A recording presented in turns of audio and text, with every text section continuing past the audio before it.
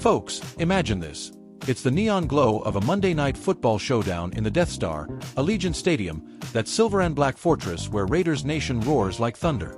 The air's electric, the crowd's painted up, chanting, "Just win, baby." But as the final whistle blows, you're staring at another gut-wrenching loss, and your star rookie running back is left wondering if he even belongs on the field.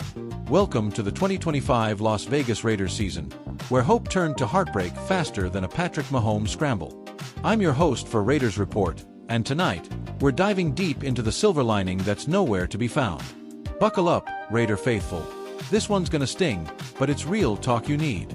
Let's start with the cold, hard truth bomb that's rocking the league. The Raiders are 2-8, staring down the barrel of another lost year, and it's starting to feel like déjà vu all over again. Remember last season? That roller coaster of close calls and crushing defeats? Well, strap in, because this one's even steeper. We came into 2025 with sky-high expectations. New faces, bold moves in the offseason, a vow to light up that AFC West inferno against our eternal foes, the Chiefs, Broncos, and Chargers.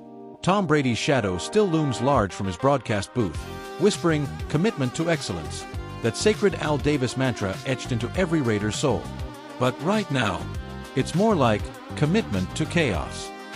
The wheels didn't just wobble, they flew off the cart by week 5, and no one's got the jack to fix it. Here's the breakdown, plain and simple.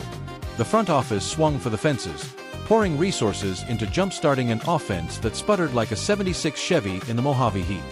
We talked about revamping the line, scheming up plays to unleash speed and power. But 8 weeks in, it's the same old story.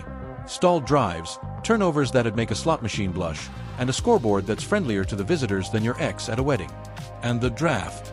Oh man, that number 6 overall pick on Ashton Jeanty, Boise State's human highlight reel, the kid with the lightning legs who torched college defenses for 2,600 yards last fall. It's turned into a collective facepalm for the silver and black.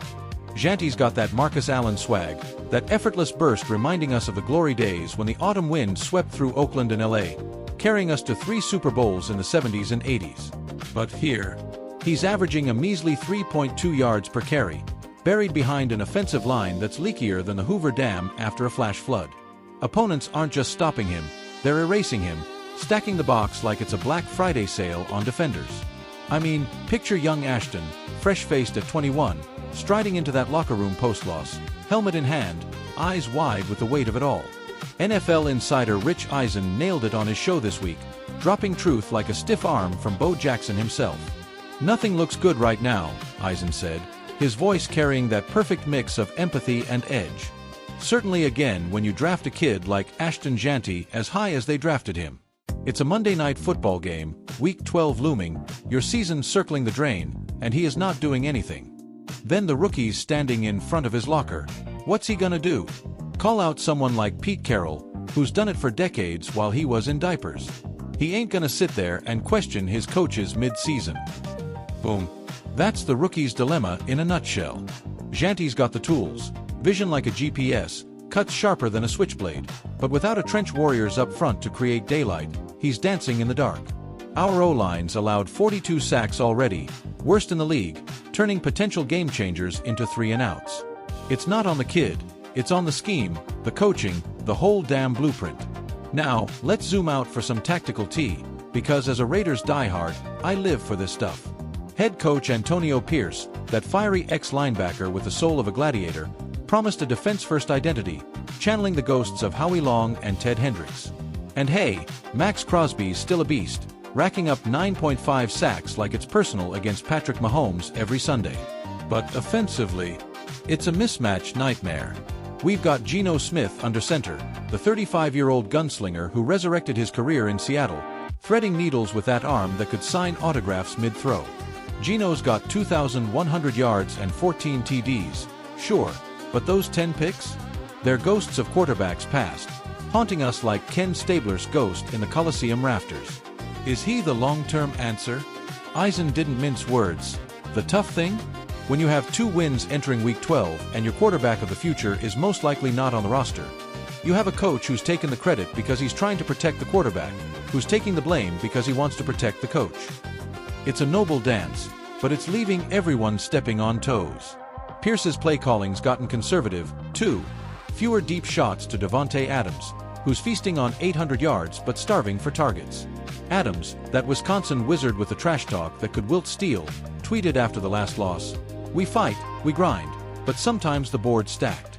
Raiders Nation, hold tight." Fictional? Nah, that's the vibe straight from the heart. If I could snag a quick sit down with him, imagine, "Davante, brother, what's it take to flip this script?" He'd flash that grin and say, "One play at a time, man. But give me the ball, and I'll make 'em remember why they fear the snake." Statistically speaking, this ain't uncharted territory, but it's unwelcome like a Broncos fan at a tailgate. Last year, we scraped to 6-11. Now, at 2-8, we're on pace for the worst since the 2-14 debacle of 2018, when Derek Carr was dodging blitzes like Neo in the Matrix. Compare that to the 70s dynasty under John Madden, those mad storks with Cliff Branch burning secondaries for 1,400 yards a pop. Or the Tuck Rule game in 2001, when our rivalry with the Pats turned the NFL upside down. We've got the DNA, rebellious roots from Oakland's black hole to LA's glitz, Al Davis marching on the field in 72 yelling, "The NFL can go to hell." That's us, unapologetic, unbreakable. But this season's injury bug, Zamir White's hammy, Thayer Munford's ankle, has turned our depth chart into a wish list. Expert take. Picture Charles Woodson, Hall of Famer and Raider royalty, chiming in on his pod. "Look, I've seen dark days, the 4-12 squads I gutted through. But this? It's a reset button. Trade up, grab a franchise QB in 26. Janty's a gem, protect him like he's the next Bo, and watch the magic." Woodson's got that point. Our run game's averaging 85 yards per game, dead last. Fix the line in free agency. Hello, potential splash on Tyron Smith if the Cowboys implode, and suddenly, Janty's Janty, not a ghost. So, where does this leave us, Raider Nation? Playoffs? That's a pipe dream fainter than a mirage in the desert. But here's the silver lining, and I mean it, with 7 games left, every snap's an audition for the future.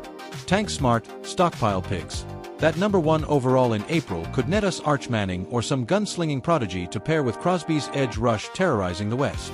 Imagine Janty behind a rebuilt line, Adams streaking free, a young QB slinging it like Aidan O'Connell dreamed before his bench exile.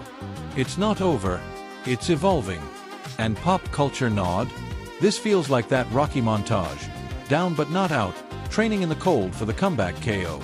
Fans, if you're not fired up yet, crank up some Silver and Black Till I Die and paint that face. Tune in Sunday as we host the Chargers, revenge against Justin Herbert's crew, under those LED lights that make Allegiant a coliseum for gladiators. Will Janty break free? Can Geno spark a miracle? You won't want to miss it. Follow Raiders Report for every blitz, every breakdown, and hit that subscribe, because together, we're Raiders Nation, unbreakable, unrelenting. Just win, eventually. This is your anchor, signing off from Vegas. Raid on!